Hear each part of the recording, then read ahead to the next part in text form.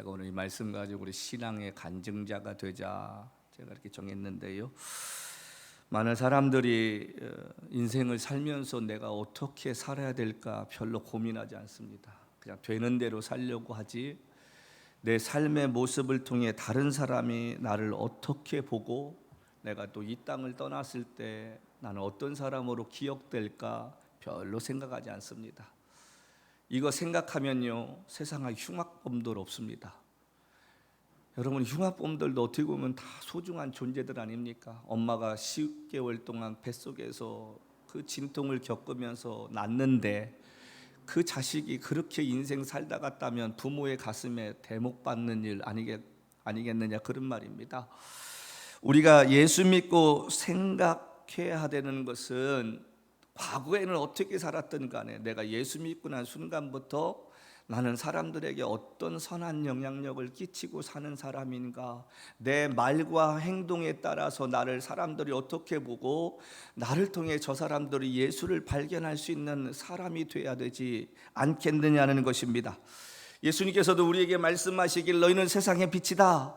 여러분, 그 빛이란 말은 뭡니까? 사람들에게 본이 되고 저와 여러분의 삶의 모습을 통해서 예수 믿는 사람답게 욕먹이지 아니하고 저렇게 사는 게 예수 믿는 사람이야, 이런 이야기 듣는 삶이 되어야 한다는 말입니다. 우리가 알다시피 주님의 제자들이나 마틴 루터나 또 오스왈드 챔버스, 누군지 모르죠? 주님의 최고봉이라는 책을 쓰는 사람이 있습니까? 여러분, 카일 아일드먼이라는 사람이 있습니다. 제자입니까? 팬입니까? 라고 쓴 사람입니다. 한국 사람으로 말하면 주기철 목사님, 이성복 목사님 같은 분들, 마더 테라사 같은 수없이 많은 사람들이 죽어서도 사람들에게 여전히 선한 영향력을 끼치는 이유가 무엇이냐는 말이에요. 그들이 대형교회를 했습니까? 그들이 물질이 많았나요? 그들이 사람들을 많이 모아놓고 어떤 큰 교회를 이루는 사람이었느냐 말입니다. 그렇지 않았습니다. 근데 그들은 수백 년 전에 이미 죽었던 사람이고 가깝게는 100여 년 전에 돌아가신 분들인데도 여전히 우리들에게 선한 영향력을 끼치고, 나도 그렇게 살고 싶다, 나도 그런 목사가 되고 싶고 그런 평신도가 돼서 저렇게 하나님을 사랑할 수 있는 사람이 되었으면 좋겠다 라고 이야기하는 그 이유가 무엇이냐는 말이에요. 그 이유는 딱 한 가지입니다. 그들은 나의 인생을 어떻게 살다 갈 것인가를 생각하면서 하나님 앞에 부끄럽지 않게 살려고 했다는 거예요. 핍박이 오고 손해를 보고 죽음이 앞에 온다 할지라도 예수 믿는 사람답게 살았다는 거예요. 말씀답게 살았다는 거예요. 다른 사람은 다 네가 잘못됐다고 얘기해도, 다른 사람이 그거 한 번 정도 신사참배에 고개 숙이는 게 뭐 그렇게 어렵냐고 이야기할지라도 일사각오의 자세로 주기철 목사님은 그렇게 살지 않았다는 거예요. 여러분, 다수가 옳다라고 하는 시대입니다. 투표로 결정하면 그것이 정의라고 생각하는 시대입니다. 그러나 예수 믿는 저와 여러분의 인생은 하나님이 어떻게 생각하는가를 먼저 생각할 수 있는 우리가 되었으면 좋겠습니다. 아무리 세상이 옳다 하고 그것이 진리라 할지라도 하나님 말씀이 그렇게 가르치지 않으면 그건 잘못된 것입니다. 그걸 따를 수는 없지 않겠습니까? 세상에서는 별 볼 일 없는 사람인 것 같았는데 예수 믿고 많은 사람들에게 선한 영향력을 끼치는 사람이 있는가 하면, 세상에서는 남부럽지 않게 사는데 오히려 사람들에게 욕먹는 사람도 있습니다. 제가 어제 말씀을 준비 마치고 잠시 유튜브 하나 보다가 참 슬픈 걸 하나 봤는데, 요즘 미국 감리교회 행태가 그렇잖아요. 동성 반대하는 사람들 나갔고 동성 결혼 연애 찬성하는 목사들이 남아서 지금 UMC 하고 있는데, 서부인 것 같아요. 플로리다에서 목회하다가 이제 파송받아서 왔다고 하는데, 세상에 남자가 저희 목회자 성지 가운 있잖아요. 근데 전통적인 게 아니라 약간 좀 변형된 옷을 입고 나왔는데요,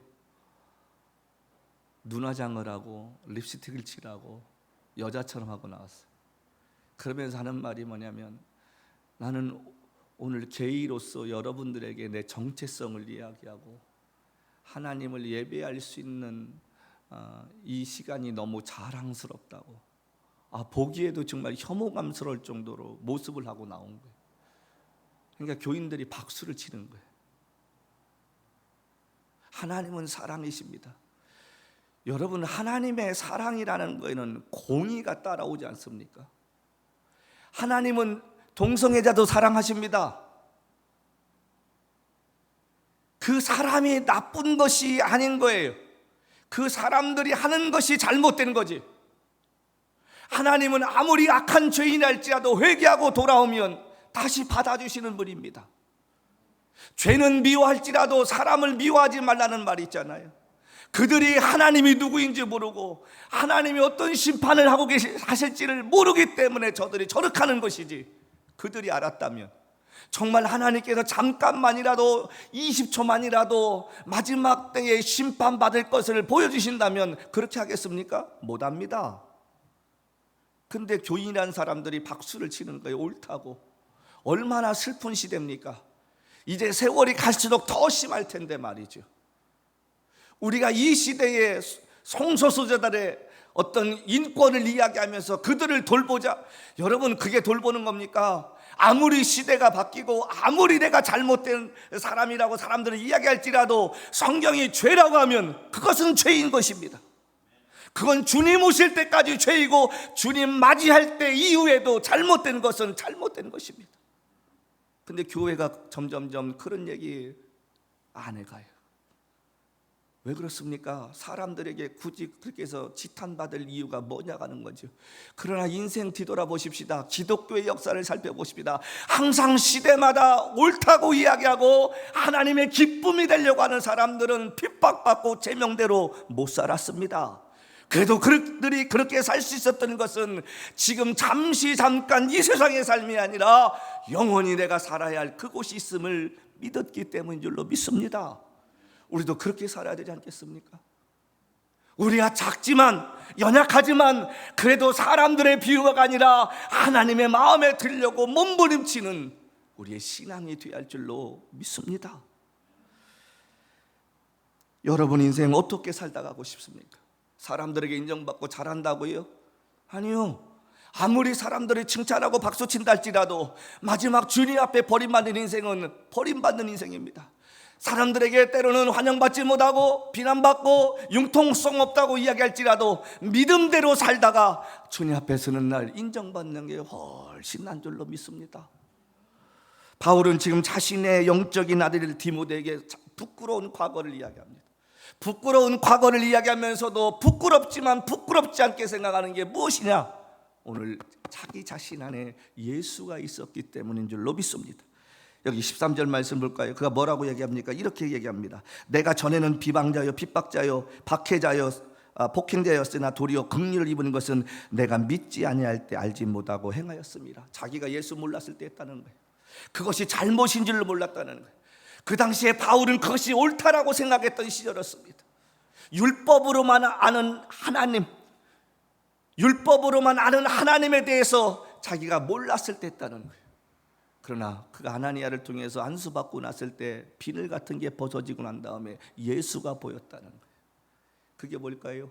구원받은 사람이 세상과 나는 간 곳 없고 오직 구속한 주만 보일 때 세상이 바르게 보일 줄로 믿습니다. 저와 여러분의 눈이 그렇게 돼야 되지 않을까요? 세상을 살지만 세상을 바라보는 눈이 예수의 눈으로 바라보고 예수의 안경으로 바라볼 때 세상을 바르게 볼 수 있을 줄로 믿습니다. 진리가 무엇이고 비진리가 무엇인가가 보일 것이고요, 다수가 움직인다고 할지라도 그것이 하나님 뜻이 아니면 고독해서 오직 하나님 앞에 예레미야처럼 눈물을 흘리며 기도할 수 있는 믿음이 생기게 될 줄로 믿습니다. 그럼 바울이 이렇게 부끄러우면서도 부끄럽지 않게 얘기할 수 있는 이유가 무엇일까? 오늘 딱 두 가지만 말씀드리고 마치려고 그래요. 첫 번째가 자기에게 있는 모든 능력이 하나님께로부터 왔다는 것을 깨달았기 때문에 그렇습니다. 그래서 바울은 신앙의 간증자가 될 수 있었다는 것입니다. 여러분 12절 말씀 보십시다. 나를 능하게 하신 그리스도 우리 주께 내가 감사함은 나를 충성되이 여겨 내게 직분을 맡겨주셨다. 여기 능하게 하셨다는 헬라어의 원어의 뜻은 뭐냐면 힘을 주셨다는 거예요. 힘이 있게 하셨다는 거예요. 여기 나를 힘있게 하신 그리스도 예수 우리 주께 감사함은 나를 충성되이 여겼다는 거예요. 내가 충성스러운 사람이 아닌데도 주님이 나를 믿어주셨다는 거예요. 쟤한테 이 일 맡기면 쟤는 저거 잘할 줄로 믿어. 여러분, 충성이란 단어가 피스티스라고 말씀드렸잖아요. 피스티스라는 단어는 믿음과 똑같은 어원입니다. 피스티스라는 이 어원은 충성과 믿음과 신실하다는 말이 똑같습니다. 그 어원이 피스티스도. 여러분, 내가 잘나서가 아니라 하나님이 나를 믿어줬기 때문에 그러는 거예요. 내 못난 거 아세요? 부족함 아세요? 게으름 거 아세요? 악한 거 아세요? 그럼에도 불구하고 주님은 그래도 네가 나를 기쁘게 할 줄로 믿어. 바울은 이 사실을 알았다는 거예요. 자기에게 힘 주신 분이 누구냐면 하나님이시란 사실을 알았고 예수 그리스도라는 사실을 알았다는 것입니다. 그래서 바울이 고백하는 게 뭡니까? 나의 나 된 것은 주님의 은혜라고 이야기할 때 그 은혜는 내 힘과 능이 아니라 하나님이 주신 것이기 때문에 여기까지 왔다는 거예요. 기독교는요, 믿음은요, 과거를 묻지 않습니다. 회개하면 주님은 과거를 잃어버리십니다. 동에서 서가 먼 것처럼 우리를 기억하지 않으십니다. 우리의 허물과 죄악이 있다 할지라도 예수 앞에 나와 회개하면 하나님은 양털같이 씻는 보다 깨끗하게 씻어주실 줄로 믿습니다. 아무리 내가 과거에 잘못했어도 주님이 용서해 주시는 거예요. 나 같은 죄인이 용서 안 받아서 주 앞에 옳다함 얻으면 확실히 믿기는 어린 양 그 피로 속지함 얻었네. 사람들은 조금만 잘나면 지 힘으로 된 줄 압니다. 사람이 조금만 유명해지면 자기 능력으로 모든 것 이루려고 합니다. 그러니까 연예인들이 한번 나락으로 떨어지면 자살하거나 공황장애 걸리고 우울증 걸리는 이유가 뭐예요? 과거에 내가 어땠는데, 내가 이랬던 사람인데 알아주는 사람이 없는 거예요. 그러나 저와 여러분이 주님 안에 있어 보십시오. 사망의 음침한 골짜기를 다니고 내가 눈물의 골짜기를 다닐지라도 내가 용기 잃어버리지 않을 수 있는 것은 주께서 나와 함께 하시는 걸 믿기 때문인 줄로 믿습니다. 바울이 감옥에서 감사할 수 있었던 것이 무엇입니까? 예수가 그 안에 있음을 믿었기 때문에. 조막이나 궁궐이나 그 어디 하나 하늘나라, 그가 그렇게 고백하고 있지 않느냐 하는 말입니다. 믿음은 지금 여기입니다. 아무리 과거에 내가 열심히 했어도 지금 하나님 앞에 믿음 없으면 소용없는 거예요. 믿음은 항상 주님 찾는 그 자리에 있을 때 귀한 것입니다.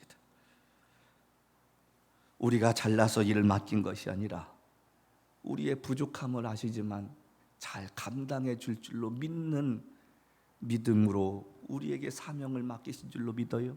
그래서 바울의 고백이 그렇지 않습니까? 주께서 내게 막 충성되이 여겨주신 것은 내게 직분을 맡기신 것은 왜 충성되이 여겼기 때문에, 나를 믿어주셨기 때문에 그래. 우리 그 주님을 실망시키지 마십시다. 그 주님께 우리의 사는 동안에 주께서 맡겨주신 만큼, 믿어주신 만큼 그 이상 내가 하려고 했었다고 고백하는 우리가 되십시다. 신실함을 가지고 날마다 주의 음성에 귀를 기울이며, 두 번째는요, 하나님의 은혜를 깨달았기에 부끄럽지 않고 간증하고 있는 것입니다. 우리 14절부터 16절 볼까요? 우리 주의 은혜가 그리스도 예수 안에 있는 믿음과 사랑과 함께 넘치도록 풍성하였도다. 믿보다 모든 사람이 받을 만한 이 말이요, 그리스도 예수께서 죄인을 구원하시려고 세상에 임하셨도다. 죄인 중에 내가 괴순이라. 그러나 내가 긍휼을 입은 까닭은 예수 그리스도께서 내게 먼저 일체 오래 참으심을 보이사 주를 믿어 영생 얻는 자들에게 본이 되게 하려 하심이라. 여러분, 여기 중요한 말이 있습니다. 오래 참으셨다는 거예요. 저의 허물 아세요. 저의 잘못도 아세요. 저희들의 악함도 아십니다. 그런데 주님께서 기다려 주시는 거예요. 누가복음 15장에 나오는 것처럼 집 나간 아들을 기다리는 그 아버지의 마음, 항상 대문에서 아들이 오늘은 돌아올까 그 문 앞에서 기다리는 심정으로 저와 여러분들이 진심으로 하나님 앞에 돌아와 일꾼 되기를 기다리시는 그 은혜가 있었기 때문에 바울이 지금 이렇게 사역하고 있다고 고백하고 있는 것입니다. 여기 주의 은혜가 이런 말이 있습니다. 주의 은혜가, 주의 은혜가 여러분 귀하지 않습니까? 14절 말씀이 우리 주의 은혜가 그리스도 예수 안에 있는 믿음이겠어요. 이 진리를 깨달은 사람은 절대로 교만하지 않습니다. 왜 사람들이 세월이 가면서 변질됩니까? 목사도 변질되고 평신도도 변질되고 직분자들도 변질됩니다. 왜 변질됩니까? 그 은혜를 잃어버렸기 때문에 그래.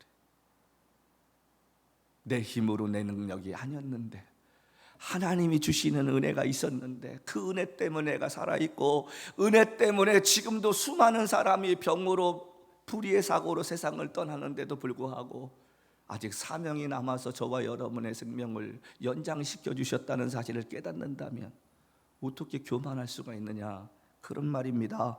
여기 15절 말씀을 통해서 바울은 자기 자신이 어떤 사람이었는지 이야기하고 있습니다. 예수께서 죄인을 구원하시려고 세상에 임하셨는데 그 죄인 중에 두목이 나였다. 예수님이 십자가에 죽으신 것은 이 땅에 있는 죄인들을 구원하시려고 했는데 그 죄인들 가운데 내가 가장 큰 죄인이라는 거예요. 그럼 기억하십시오. 은혜 받으면 내가 보입니다.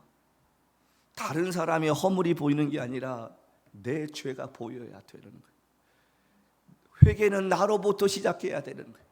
여러분, 회개는 말로만 하는 것이 아닙니다. 삶이 변화되어야 할 줄로 믿습니다. 생활 방식이 바뀌어야 할 줄로 믿습니다. 이제 하도 우리가 회개합니다. 이 운동하니까 세상 사람이 아예 안 믿어요. 아유, 또 행사하나 보다. 왜? 회개 운동하면 뭐예요? 바뀌지가 않는데. 2007년에 상암 월드컵 경기장에서 10만 명이 모였습니다. 평양 대부흥운동을 기억하면서 옥하는 목사님이 눈물로 호소했지 않습니까? 내가 한국교회를 망친 죄인입니다. 이놈이 그놈입니다. 어르신께서 눈물을 흘리면서 회개하면서 말씀을 전하고 우리가 하나님 앞에 하자고. 그런데 그때 그 사람들이 다 어디 갔느냐, 그런 말이에요. 그때부터 준법 정신 지키고 음주운전하지 않고 바르게 살려고 했었으면 지금 우리가 무슨 회개 운동이 필요합니까? 이제 세상이 안 믿어요. 기독교가 무슨 행사해도 안 믿어요. 제가 우리 식사하기 전에, 오기 전에 우리 배영만 목사님하고 그 말씀 나눴어요. 엊그저께 광화문 광장에서 새벽 5시에 우리가 회개합니다. 그래서 한 10만 명 가까이 모였나 봐요. 나 그거 보면서 갑자기 화가 난 게 뭔지 아세요? 아니, 남들 잠잘 시간에 왜 거기서 마이크 틀어놓고 소리 지르냐고요. 아니, 주무셔야 할 거 아니에요. 예수 안 믿는 분들도 그 시간에 새벽 5시면 기독교인들 회개한다고 통성기도하고 막 소리 고래고. 여러분, 그분들이 그걸 듣고 아이고 참 교회가 정신 차렸다 그렇게 했겠어요? 제가 볼 때는요, 창문 열고 욕 빡빡 했을 것 같아요. 잠 좀 자자고. 우리 교회가 지금 세상에 민폐 좀 안 끼쳤으면 좋겠어. 쓰잘데없이 광화문 모여가지고 4차선 도로 막으면 버스 다니기 힘들잖아. 왜 그거를 그 공중 도덕을 어기면서, 아니 저기 잠실이라든가 상암 경기장 가서 해도 되잖아요. 아니 교통지옥이라고 해서 택시기사들 욕 안 하겠습니까? 난 거기까지는 생각들 못 하나 봐. 여러분, 우리가 하나님의 은혜를 깨달으면요, 그런 거 안 해도 돼요. 삶 속에서 이웃을 귀하게 여기고요, 내가 누가 돈 떼먹었으면 돈 갚으면 되고, 누구 마음 상하게 했으면 만나서 밥 한 끼 사주면서 그냥 미안했다고 사과하고 그럼 끝나도 돼요. 무슨 그거 무대 설치하고 음향 설치하고 조명 설치하고 그 돈 가지고 좀 어려운데 도움이 안 될까? 제가 늘 그 생각을 해요. 무슨 회개하는 게 자랑이라고 무슨 광화문 광장에 모여가지고. 아이고, 제가 그걸 보면서 또 이런 얘기하면 또 다행인 거, 우리 유튜브는 댓글을 못 달게 만들어놨어요, 내가. 이런 얘기하면 누가 또 댓글 달릴까봐 아예 댓글 못 달게 하고 그 밑에다가 우리가 이메일도 안 썼어, 내가. 어떤 놈 또 거기다 막 욕할까봐, 너는 뭐 오르냐 이런 얘기 할까봐 일부러 내가 사과 없애버렸어. 그러니까 내가 하고 싶은 얘기 다 하는 거예요. 중요한 것이 뭐냐? 저와 여러분이 은혜를 잊지 말자는 거예요. 은혜 때문에 덤으로 사는 인생들이잖아요. 제가 잘 그 생각을 해요. 내가 잘나고 똑똑해서 목사 된 거 아닌데, 나보다 똑똑하고 더 신실하고 기도 열심히 하고 능력 인사 얼마나 많은데 내가 늘 주님 앞에 하는 말이에요. 네? 죄송한 말입니다만은, 말씀입니다만 할 수만 있거든. 주님, 나 일찍 은퇴하게 해달라고. 그냥 30년 한 거 기억해서 복권 한번 맞아주면 안 될까요? 막 혼자 매일 그 생각해요. 이건 목회를 하면 할수록 내가 목사에게 막 자신감이 더 없어져. 우리가 정말 그래야 되지 않겠습니까? 예수를 믿으면 믿을수록 점점 내 능력의 부족함을 깨닫고 자신감이 없어져서 예수님 아니면 살 수 없다고, 주님 나 좀 불쌍히 여겨달라고 고백할 수 있는 신앙이 되어야 할 줄로 믿습니다. 여러분, 바울의 이 간증처럼 저와 여러분의 인생도 간증자가 되었으면 좋겠어요. 내가 이렇게 주님의 은혜로 살았습니다. 내가 이렇게 주님 뜻대로 살려고 하는데 부족하지만 주님이 나를 사용해 주셨습니다. 이런 좀 간증하며 사는 인생 되십시다. 오늘 우리가 귀한 목사님 멀리서 모셨습니다. 목사님의 인생이 그렇게 남은 인생 신앙의 간증자로 사는 것처럼 우리도 도전받아서 그렇게 누군가의 간증하며 사는 인생 되었으면 좋겠습니다. 그렇게 후회 없이 살다가 주님 부르시는 날 두 손 들고 할렐루야 감사하다고, 내가 그리던 주님 만날 수 있게 하심을 감사하다고 고백하는 저와 여러분의 삶이 되시기를 주님으로 간절히 축복합니다.